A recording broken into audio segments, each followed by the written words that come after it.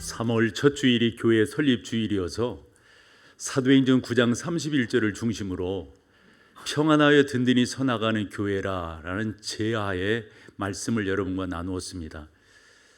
어떻게 평안하여 든든히 서나갈까 살펴보았더니 그 교회가 기도하는 교회였었다라는 핵심 언어를 얻을 수가 있었습니다. 교회, 기도, 뗄래야 뗄 수가 없는데 그 가운데 저는 큰 제목으로 교회의 기도라고 하는 것은 그 교회의 맷박과 같다, 이런 식의 설명을 드렸습니다. 청년의 맷박과 연세 있는 분의 맷박이 같을 수 있을까요? 비유가 좀 적절한지 모르겠습니다만은 저는 우리 교회가 기도하는 교회가 되기를 원하고 그 기도의 맷박이 좀 더 뛰는 그런 교회가 되기를 소망하는 거죠. 그렇게 기도하는 교회가 되기를 사모하면서 히스기야 왕을 중심으로 기도하는 사람이니까 어떠한 기도를 교훈을 얻을 수 있을까 생각할 때 첫 번째 시간에 열왕기하 18장 36절 말씀을 통해서 침묵하라라는, 그래서 기도도 어떤 때 우리가 통성으로 기도하고 소리내어 아뢰일 이런 기도도 하지만 침묵함으로 기도할 수 있지 않는가. 그런데 침묵이라고 하는 것이 단순히 말을 하지 않는다, 이것보다도 말은 하지 않지만 내 안에서는 엄청난 열정으로 주 앞에 나가고 있는 것이죠. 그런 식의 우리 교회 성도들이 기도를 한다면 이보다 더 귀하고 감사한 일이 어디 있겠는가. 지난 시간이었습니다. 이 19장 1절에서 7절 말씀을 통해서 이제 아수르의 군대 장관 랍사게라고 하는 사람이 엄포의 엄포, 이 포악한 그런 모습을 보이는 거예요. 그래서 18장 37절을 보니까 그 소식을 들은 신하들이 얼마나 그것이 두려웠고 힘들었든지 그들의 옷을 찢었다고 그랬고요, 베옷으로 갈아입었다고 그랬고요, 어떻게 할 수가 없으니까 그것을 그대로 히스기야 왕에게 보고를 합니다. 보고를 받은 히스기야 왕은 19장 1절에서 여호와의 성전으로 올라가서 기도했다. 근데 여러분, 거기에서 우리가 이런 식의 이야기도 했잖아요. 히스기야는 왕궁에 있었는데 그가 더 좋은 환경이고 더 좋은 장소 이런 것들이 있을 터인데 여호와의 전에 올라갔다. 이건 의미가 있지 않느냐. 근데 그것뿐만이 아니었습니다. 그렇게 기도하던 히스기야가 믿음의 동역자였던 선지자 이사야에게 이 사실을 그대로 아뢰입니다. 그래서 이 이사야도 그 소식을 듣고 하나님 앞에 기도하면서 응답받은 그 응답을 히스기야에게 알리는데 그것이 지난 시간에 봤던 7절이었습니다. 염려하지 말라고. 자중질환이라는 말이 있잖아요. 그가 돌아가면은 그 가운데 왕궁에서 칼부림으로 인하여서 그들이 서로 상의하게 될 것이고, 그리고 몰고 왔던, 데리고 왔던, 끌고 왔던 이 군대 18만 5천이 그대로 몰살하게 될 것이다. 근데 아직 그것은 이루어지지 않은 거예요. 이러한 상태에 있을 때 오늘 본문으로 보는 8절에서 19절까지를 보면 또 다른 상황이 벌어지게 됩니다. 랍사게가 아마도 상황이 좀 여의치 않았었나 봐요. 자기 왕을 찾아가는 거예요. 이 사내림 왕이 거기 있다 싶어서 갔는데 거기 있지 아니하고 림나라는 곳으로 내려갔다는 거죠. 갔더니 림나랑 전쟁을 하고 있었어요. 그때 왕 사내림이 지금 상황이 여의치 않다, 위급하다, 그러면서 히스기야 왕에게 다시금 전갈을 써서 보내는데 그 전갈이 여유롭지가 않습니다. 만만치 않습니다. 설명을 해보면 이런 거예요. 아수르 왕이 군대를 이끌고 이제 나름대로 이제 전선을 넓혀가는 거잖아요. 그래서 랍사게라고 하는 군대 장관을 통해서 너는 유대 땅을 맡아라. 그리고 자기는 림나라든가 다른 곳을 이렇게 하는데 상황이 여의치 않게 되었어요.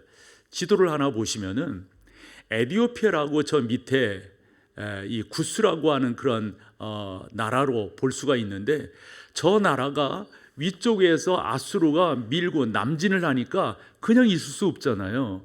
그래서 자기도 군대를 이끌고 북진을 해나가는 거예요. 이 이야기를 사내림이 듣게 되는 겁니다.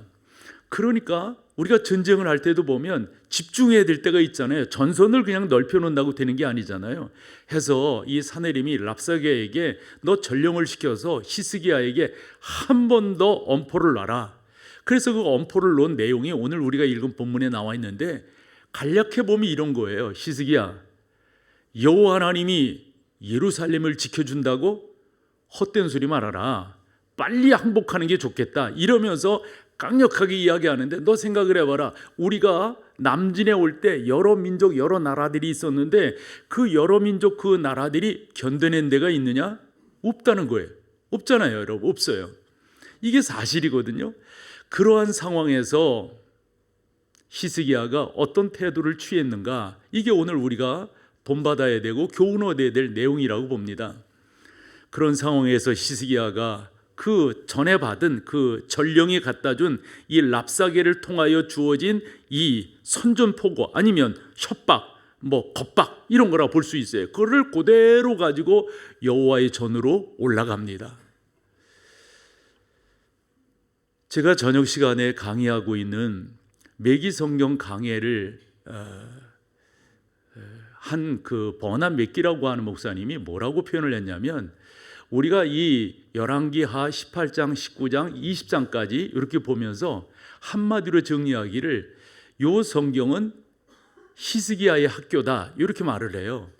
그러면서 그 뒤에 뭔 말을 하냐면, 요 히스기야의 학교에 전공 과목이 있는데 그 전공 과목은 기도다 이런 말을 해요. 그러니까 히스기야를 통해서 우리가 기도라고 하는 것을 교훈을 얻을 수 있다 하는 건데요. 버나 맥기가 한마디 더 덧붙이는 게 그런 거예요.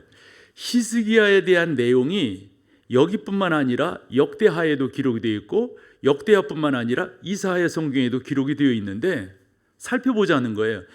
어느 왕, 어떤 사람이 히스기야만큼 성경에 기록된 사람이 있느냐, 이런 식의 이야기거든요. 그래서 살펴봤더니 다윗이 좀 그렇고요, 솔로몬이 좀 그렇단 말이에요. 히스기야에 대한 내용이 이렇게 세 군데의 성경에 이렇게 많은 양으로 기록되었다라고 하는 데는 이유와 뜻이 있다는 거죠. 뭘까요, 여러분?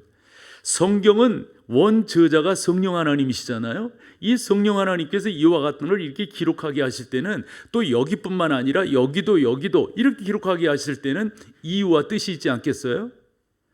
버나 맥기 이야기는 한마디로 우리로 하여금 그와 같은 기도를 본받게 하기 위해서 그와 같이 한 것이다, 이런 내용이에요. 기도는 여러 종류가 있습니다. 맞아요. 첫 시간에 나눴던 것처럼 침묵함으로 나아갈 수도 있습니다. 어떤 때는 우리가 말할 수 없어서 말하지 않는 것이 아니라, 말을 몰라서 말하지 않는 것이 아니라 하나님 앞에 진중하게 하나님께서만이 아시기를 소망으로 나가는 거잖아요. 지난 주일에는 우리가 공동체로서, 도구로서, 우리가 흔히 말하는 중보기도로서, 목장이면 목장, 여러분들이 아는 지인, 영적 동지들끼리 이렇게 함께 기도하며 나가는 것도 큰 은혜가 있는데, 오늘 성경이 우리 가운데 주는 교훈은 그런 거예요. 우리가 어렸을 때 이런 말 듣곤 했습니다.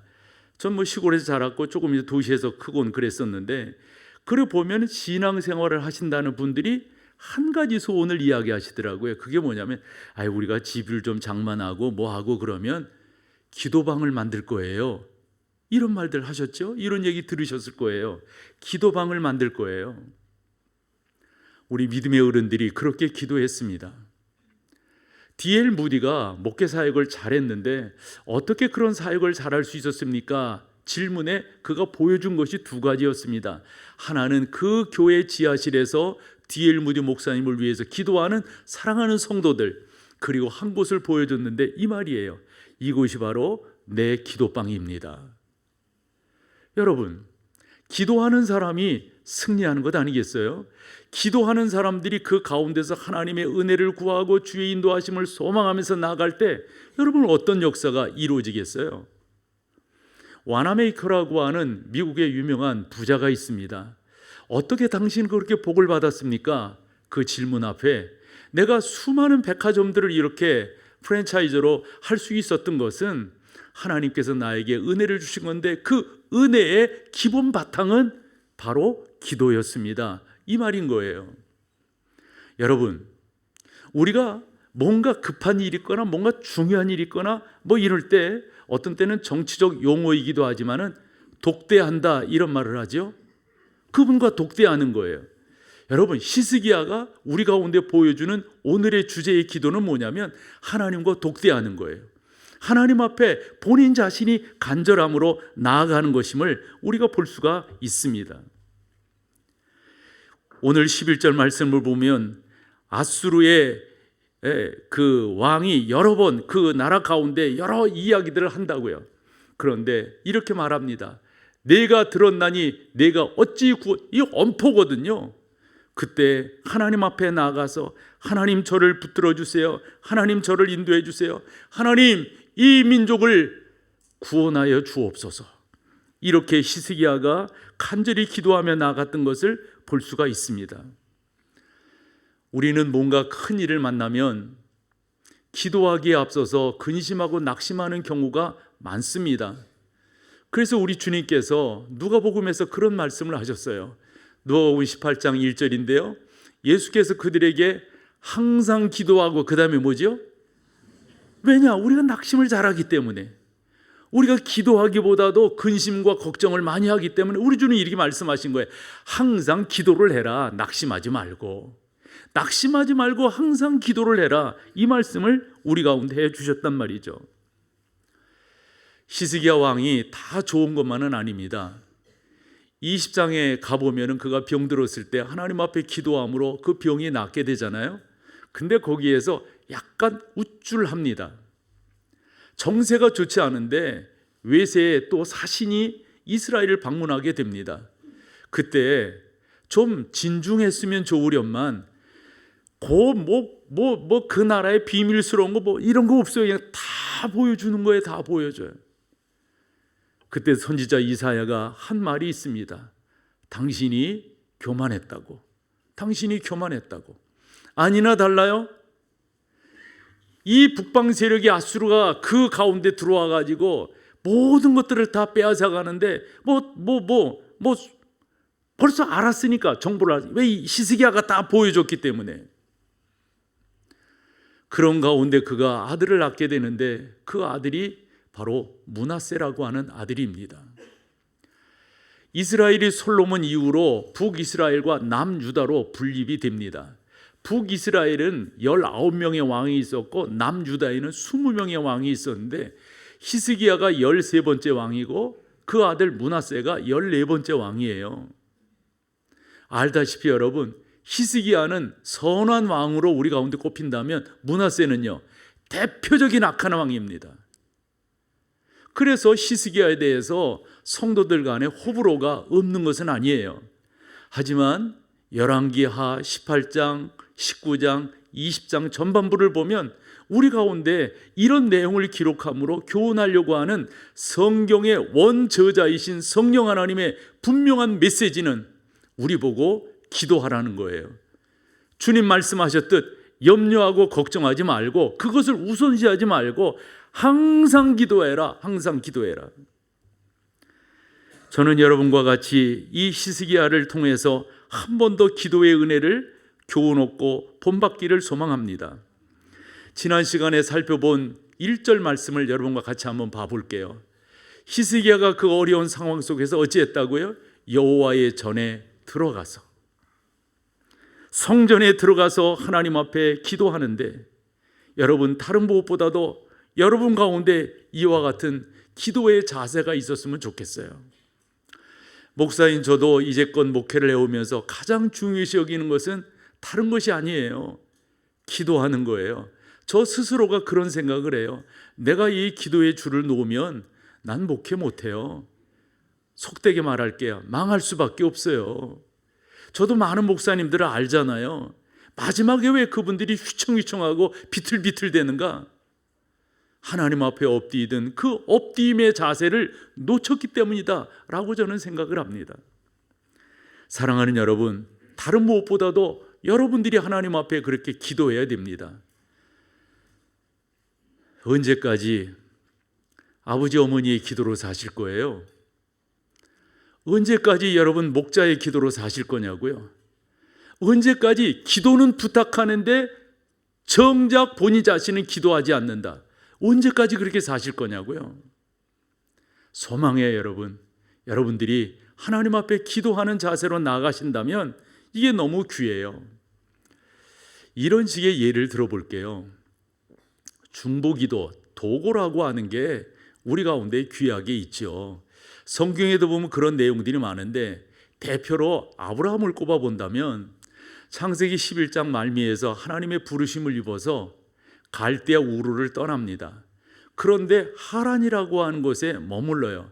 이 갈대아 우르와 하란을 지도로 본다면 메소포타미아 강 유역에 그 땅들이 다 있습니다. 그러니까 미적미적 되는 거예요. 못 가는 거예요.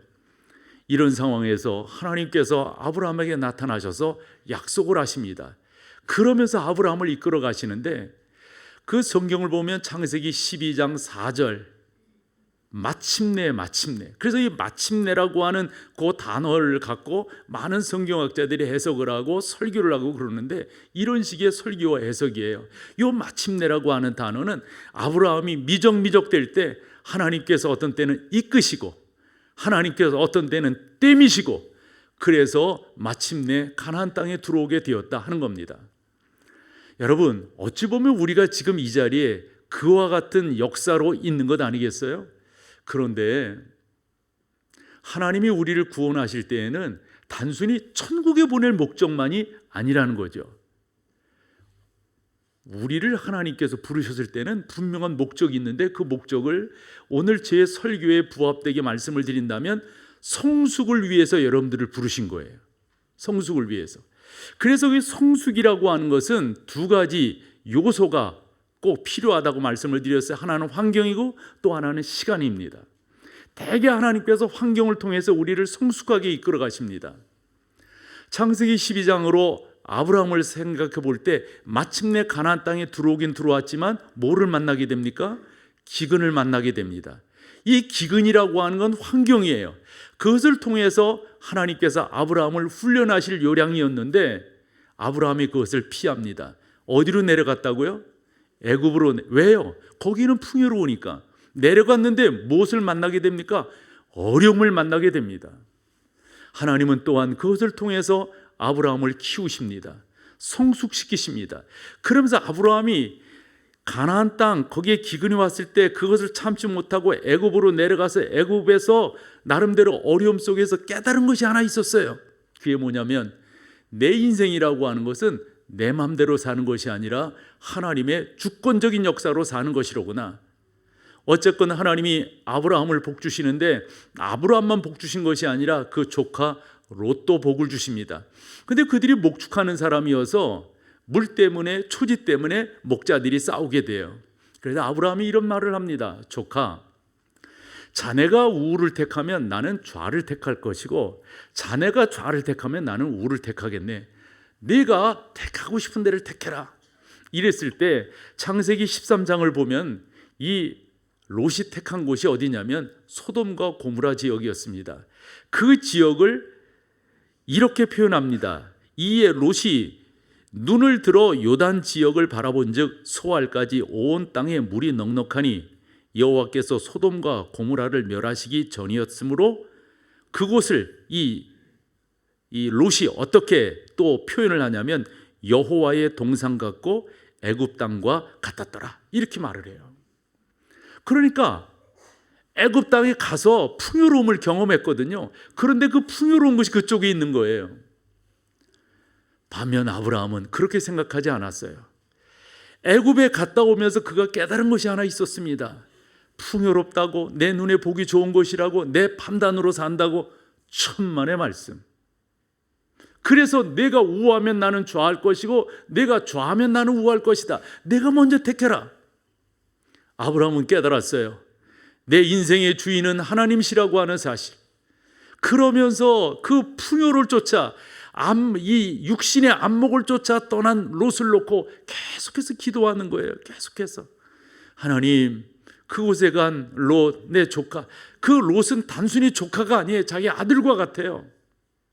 하나님 보호해달라고, 보호해달라고. 그러면서 창세기가 쭉 흘러가는데 창세기 18장 1절이 의미가 있습니다. 그때 아브라함이 하나님 앞에 저는 기도했다고 믿어요. 마물의 상수리 나무 아래에 있을 때 이렇게 돼 있거든요. 마물의 상수리 나무 아래에서 그 아브라함이 뭐를 했느냐 말이에요.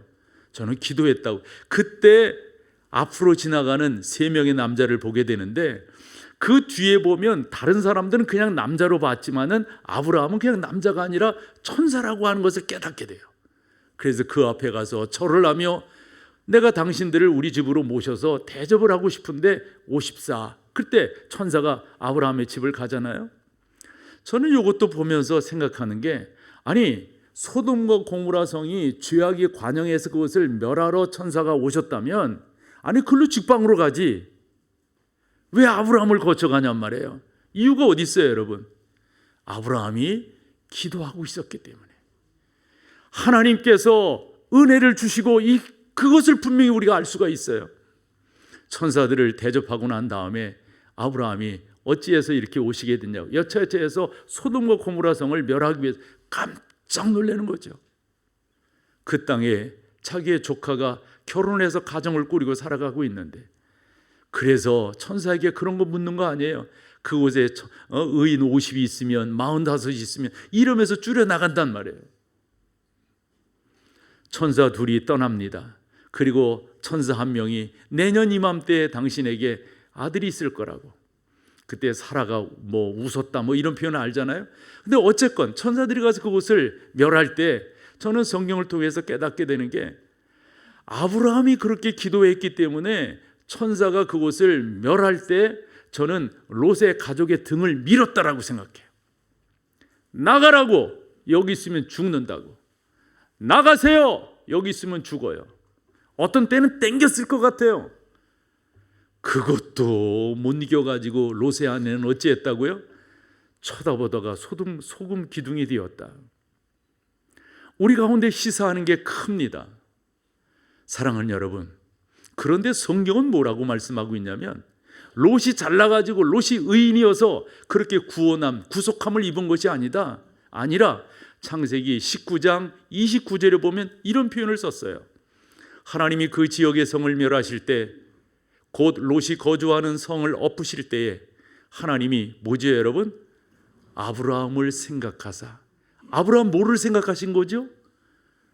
조카를 위해서 기도하는 거예요. 하나님 구원해 달라고, 붙들어 달라고. 여러분, 도구가 이렇게 힘이 있어요. 중보하는 게 이렇게 힘이 있어요. 출애굽기 성경을 보면 그렇게 출애굽한 이스라엘 백성들이 모세가 시내산에 올라가서 하나님의 율법책 또 법계 이런 부분들을 법을 받아 내려올 때 밑에서 그들이 춤을 추면서 금송아지를 만들고 그런 짓을 했잖아요. 모세가 얼마나 화가 났는지 몰라요. 그래서 모세가 그들을 멸하겠다고, 그들 가운데 하나님의 진노가 임한다고 이렇게 할 때 하나님 앞에 간절히 기도하는 게 출애굽기 32장 32절입니다. 이렇게 하나님 앞에 기도합니다. 그러나 이제 그들의 죄를 사하시옵소서. 그들의 죄는 무슨 죄라고요? 금송아지 만들고 우상 섬긴 그런 죄입니다. 그런데 그걸 사해달랍니다. 만약 그러지 아니하신다면 원하건대 어찌해 달라고요? 주께서 기록하신 책에서, 우리가 이것을 생명록이라고 말하거든요. 그 책에서 본인의 이름을 빼달라고, 본인의 이름을 지워달라고. 무슨 말씀을 드리려고 하냐면, 바울도 로마서 9장 1절에서 13절에 이 민족을 구원해 달라고 하는 기도를 간절히 올립니다. 그 기도가 응답이 되긴 됩니다. 그러나 여러분, 진짜 기도는 자기가 자기의 문제를 놓고 기도하는 게 무엇보다도 중요하다 하는 겁니다. 하나님 앞에 자기의 문제를 놓고 자기가 무릎 꿇는 것, 자기가 그 앞에로 나아가는 것, 이게 무엇보다도 중요합니다. 버나메키가 오늘 본문을 이렇게 설명하면서 이 이야기를 빼놓지 않아요. 형식주의가 되면 안 되겠지만 우리가 이 세상을 살아가는데 형식이라고 하는 것은 중요한 것이다. 저는 여러분들이 금방 다 알아들으시리라 생각을 합니다. 코로나19를 지내면서 우리 가운데 그냥 일반적으로 되어지는 게 뭐냐면, 그래도 되잖아 이러는 게 영상 예배라고 생각해요. 제 1부 때도 1번 카메라 보면서 이야기했고요, 2부 때도 카메라 보면서 이야기했어요. 제 3부 때도 카메라 보면서 이야기할게요. 우리 교회가 주일날 영상 예배 들어와서 영상으로 예배하는 분들이 200분이 넘으세요. 그래서 저는 이런 질문을 던지고 싶은 거예요. 제가 1번 카메라 볼게요. 지금 영상 예배 드리시는 본인께서는 왜 영상 예배를 드리시는 거예요? 어떤 이유신 거죠? 편리함 때문에? 약간 귀찮아서? 어쩌다 보니까? 여러분, 히스기야가 하나님 앞에 나갔다고 하는 게 우리 가운데 주는 메시지가 뭘까요? 저는 여러분들이 이런 것들을 잘 받으셔야 된다고 생각해요. 제가 설교문을 적으면서 뭐라고 설교문을 적었냐면, 우리가 직장 생활하고 뭐 이렇게 하면서 점심 때 다른 사람들 만나서 이렇게 식사할 때가 있잖아요. 그때 여러분들의 기도는 어떤 기도세요? 그 기도 진지한 기도 하세요? 음식 주셔서 감사합니다, 잘 먹겠습니다, 함께하는 사람들 뭐 이 정도 기도할 거란 말이에요. 여러분, 그렇게 기도하는 그 기도가 얼마나 진지한 기도일까요? 히스기야가 여호와의 전에 나아가서 랍사게가 전해준 그 협박, 그 모욕감, 이것을 그대로 펼쳐놓고 하나님 앞에 기도할 때 그 기도하는 자세, 여러분 우리가 배워야 되지 않을까요? 우리가 어렸을 때 이런 것도 배웠어요. 여러분들이 교회 오시면 우리 교회 같은 경우는 예배 시작 5분 전 카운트다운이 이렇게 되잖아요. 우리 어렸을 때부터 교회 처음 나가면 하나님 오늘도 은혜 주세요 이러면서 기도하게끔 교육을 받았고요. 그리고 오늘 설교가 어디인가 그 성경 본문을 펼쳐놓고 그 성경 본문을 한번 읽는단 말이에요. 그러면서 예배를 준비했고 오늘 설교하는 목회자에게, 설교하는 설교자에게 은혜 달라고 이런 기도를 했었어요. 그러면서 예배를 드리는 것과 분주하게 와가지고 어디 앉아야 될지도 모르는 상태에서 하나님 앞에 예배하는 것과 그 예배의 농도가 같겠습니까? 이 말 좀 하고 싶어서 하는데요, 어쩌다 보면 예배 시간에 목사는 이렇게 집중해가지고 설교를 하는데 벌떡 예전에 이렇게 나가더라도 이렇게 숙이고 이렇게 그런 것도 없어. 이제는 그냥 뚜벅뚜벅. 그 뚜벅뚜벅이 거기 쓰이는 뚜벅뚜벅이 아닌데.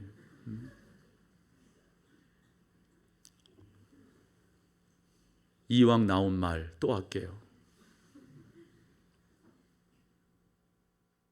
우리 교회는 집중도가 되게 좋으세요. 예배 때 듣자 하면 문자 뭐 이런 거 있잖아요. 뭐 띠딕하면 뭐 하고, 난 안 보려고 노력을 해. 노력을 하는데 어쩌다가 보여. 이렇게 보면 그러면 그 예배는 무슨 예배일까? 이왕 나온 것 또 하도 되죠. 딱 그런 분이 한 분 계시더라고. 한 분. 목사가 축복을 하고 이제 저는 여러분들을 이제 맞이하려고 인사하기 위해서 먼저 이렇게 나가잖아요. 근데 제가 어떻게 나갈 때 보면 내 앞에 벌써 나가고 있는 분들이 계셔. 우리 어떻게 교육을 받았습니까?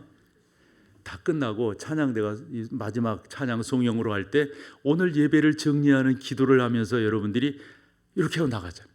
2부 때 이렇게 했더니 나보다 앞서 나가는 사람이 없더라고요. 3부 때도 볼 거예요. 그러니까 여러분, 제가 목회를 하면서 이 이야기 아마 처음 하지 않나 싶은데, 다 여러분처럼 이렇게 성숙한 분들에게, 점잖은 분들에게 이런 말 한다는 게 좀 그렇잖아요.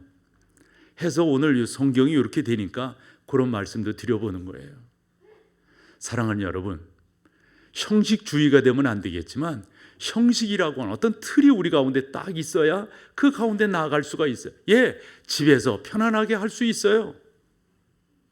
그러나 여러분, 갖추고 세수도 하고, 전 뭐 새벽 시간마다 저는 다 샤워하고 새벽 예배 가니까 그렇게 준비하며 가고, 오늘도 하나님 이 새벽 시간에 은혜 주실 줄로 믿습니다. 이러면서 나가는, 오늘도 이 말씀을 성도들과 귀하게 나눌 수 있도록 도와주세요. 우리 하나님 함께 해주세요. 이러면서 나가는 것과 대충 머리 빗고 나가는 것과 자세가 같겠어요? 꼭 그렇게 해야 된다라는 법은 없지만 적어도 우리가 하나님의 전에 나가서, 맞아요, 새벽에 여러분들이 댁에서 기도하실 그것도 너무 귀한 거죠. 그러나 마음을 다해서 히스기야가 여호와의 전에 나가 정말 위험스러운 거잖아요. 이걸 딱 펴놓고 하나님 함께 해주세요. 함께 해주세요. 오늘 본문 14절과 15절 말씀을 우리 같이 한번 보겠습니다. 히스기야가 사자의 손에서, 이건 그 전령인 것 같아요. 사자의 손에서 뭐를 받아요? 편지를 받아보고, 그 편지는 누가 보낸 겁니까? 아수르의 왕이 보낸 거예요. 누구를 통해서? 사네림을 통해서. 아마 사네림도 자기가 직접 오지 않고 전령을 보냈을 거예요. 사신을 보냈을 거라고요. 엄청난 내용입니다. 엄청난 내용이에요. 여호와의 성전에 올라가서 히스기야가 그 편지를 여호와 앞에 어찌했다? 펴놓고. 그런지 이 히스기야가 퍼포먼스가 좋은 사람이죠. 하나님, 눈이 있으시니 보시지 않으세요? 하나님, 귀가 있으시니 랍사게가 한 말, 아수르 왕이 한 말 다 들으셨잖아요. 하나님, 저희를 도와주시지 아니하면 우리가 어찌할 수가 없어요. 하나님, 우리와 함께 해주세요. 그러면서 15절 말씀으로 가볼게요. 그 앞에서, 그 앞이라고 하는 말은 이거 펴놓은 그 앞이 아니라 여호와 하나님 앞에서, 여호와 하나님 앞에서, 야훼 앞에서 히스기야가 기도하여 이르되, 그러면서 아주 그 기도의 클래스를 여기서 보여주고 있어요. 우린 기도할 때 뭘 자꾸 달라고 뭐하고 하는데, 이 히스기야의 기도를 한번 보실래요? 그룹들 위에 계신 이스라엘의 하나님 여호와여, 주는 천하만국의 홀로 하나님이시라. 주께서 천지를 만드셨나이다. 그러면서 16절로 가보면 하나님 당신께서 우리의 모든 것들을 주관하고 계시는 주님이신 것을 믿습니다. 얼마나 멋지게 기도하는지 이루 말할 수가 없습니다. 목사인 제가 그렇게 하나님 앞에 기도하기를 원하고요, 사랑하는 성도 여러분들이 그렇게 하나님 앞에 기도하며 나가기를 소망합니다. 요즘 우리의 시대는 형식이 무시되고 너무도 그냥 실용주의가 꽉 차 있는 그런 시대 속에 우리가 살아가고 있습니다. 사랑하는 여러분, 하나님 앞에 기도하십시오. 그 하나님이 여러분들을 도우실 것이고, 그냥 정성 없이 그렇게 기도하시지 말고 갖추셔서 히스기야가 여호와의 전에 올라갔듯이 여러분들도 여러분들의 마음이 담겨져 있는 하나님 앞에 예배하는, 특별히 이곳이 무슨 특별한 것은 아니지만 그렇게 오셔서 마음을 다해서 우리 함께 예배자로 나아갈 때 전능하신 하나님께서 역사해 주실 줄로 믿습니다. 그래서 히스기야의 기도를 한번 여러분과 같이 읽어보고 싶어요. 14절에서 19절까지입니다. 같이 우리 쭉 읽어보죠. 히스기야가 사자의 손에서 편지를 받아보고 여호와의 성전에 올라가서 히스기야가 그 편지를 여호와 앞에 펴놓고, 그 앞에서 히스기야가 기도하여 이르되, 그룹들 위에 계신 이스라엘의 하나님 여호와여, 주는 천하 만국의 홀로 하나님이시라. 주께서 천지를 만드셨나이다. 여호와여, 귀를 기울여 들으소서. 여호와여, 눈을 떠서 보옵소서. 사내림이 살아계신 하나님을 비방하러 보낸 말을 들으시옵소서. 여호와여, 아수르 여러 왕이 과연 여러 민족과 그들의 땅을 황폐하게 하고 또 그들의 신들을 불에 던졌사오니, 이는 그들이 신이 아니요 사람의 손으로 만든 것 곧 나무와 돌뿐이므로 멸하였나이다. 마지막 19절, 우리 하나님 여호와여, 원하건대 이제 우리를 그의 손에서 구원하옵소서. 그리하시면 천하 만국이 주 여호와가 홀로 하나님이신 줄 알리이다 하니라. 아멘. 아멘. 너무 멋진 기도예요. 너무 멋진 기도. 여러분, 우리가 기도할 때요, 자꾸 하나님의 하나님 되심을 송축해야 돼요. 여러분, 신학적인 게 그래서 중요한 거예요. 신학적인 게. 그냥 여러분들의 평이한 용어 다 좋아요. 다 좋아요. 그런데 있잖아요, 신학적으로 정의된 하나님에 대한 지식이 여러분 가운데 깊이가 있으면 그 기도가 다른 거예요. 히스기야의 기도가 그거 아니에요? 우주 만물의 주인이신 하나님, 지금도 우리 가운데 주권적으로 역사하시는 하나님, 보시고 듣고 그 모든 것을 주관하시는 하나님, 아수르 왕 사네림과 랍사게를 하나님 결정 내려주세요. 그래서 하나님만이 우리의 진정한 하나님이심을 온 만방에 증거해 주세요. 자세하게 기도하는 것 좋아요, 여러분. 그러나 하나님의 하나님 되심을 고백하고 인정하며 기도하며 나가는 게 무엇보다도 중요하다고요. 사랑하는 여러분들이 기도는 그런 기도가 되기를 소망합니다. 솔로몬은 잠언 3장 6절에서 이 표현했잖아요. 너는 범사의 그를 인정하라. 자꾸 우리는 하나님에 대한 인정이 필요해요.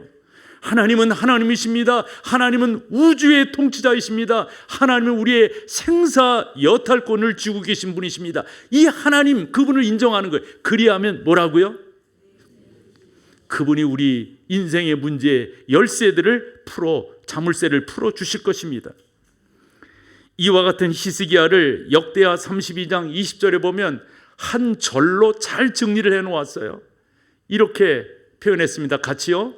이러므로 히스기야 왕이 아모스의 아들 선지자 이사야와 더불어 하늘을 향하여 부르짖어. 나는 저기에 히스기야의 영적 정체성이 그대로 드러나 있다고 믿어요. 여러분 함께 있잖아요. 이사야 함께 그렇게 기도한 것도 기도하는데 본인 자신이 하나님께 그렇게 나가는 거예요. 중요한 건 있잖아요. 하늘을 향하여예요. 당시 이스라엘 사람들의 기도하는 모습이 있어요. 두 손을 들고 얼굴을 하늘을 향하여 그 다음에 뭐지요? 부르짖었다고요. 기도를 대화라고 그렇게 표현하죠. 그러나 부르짖는 것은 일반적 대화가 아니에요. 부르짖는 건 그의 애끓는 마음이 있어요. 간절한 마음이 있어요. 여호와 하나님 도와주지 아니하시면 저희는 끝장이에요. 하나님 도와주세요. 하나님 붙들어 주세요. 하나님 인도해 주세요. 우리가 그렇게 기도하며 나가면 우리 하나님께서 역사하시고 인도해 주실 줄로 믿습니다. 사랑하는 여러분, 하나님 그분 앞에 독대하세요. 그 하나님 그분 앞에 여러분들을 세워나가세요. 그런 은혜가 넘치기를 축복합니다. 자리에 일어나셔서 마지막 찬양으로 주 앞에 나갑니다.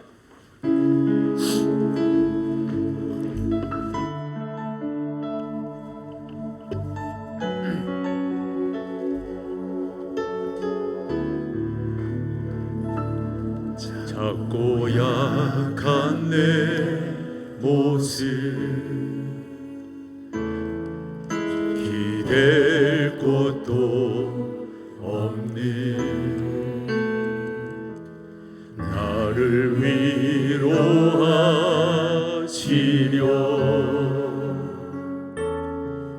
교회를 세우셨네. 주님은 다 하시네. 주님은 다 하시네. 내가 넘어질 것도 그런 나를 위하여 교회로 세우셨네.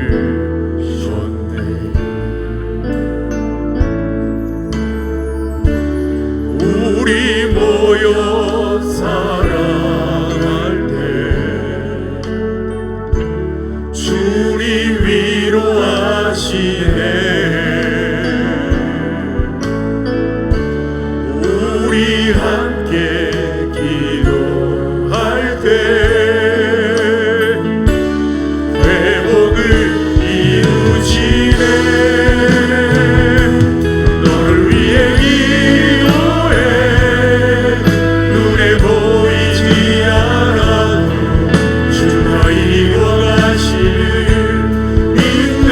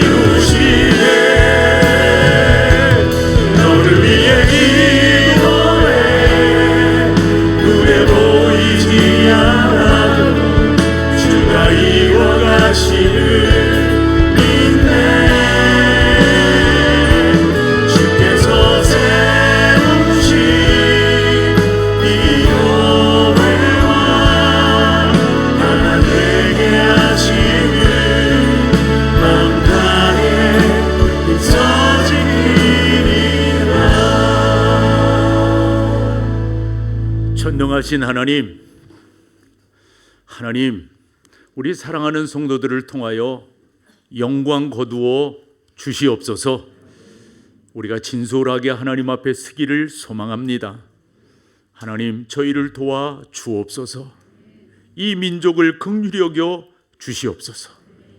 우리 주 예수 그리스도의 놀라우신 은혜와 아버지 하나님의 그 크신 사랑하심과 성령 하나님의 인도하심이 귀한 여러분 가운데 늘 함께 하시기를 축원하옵나이다. 아멘.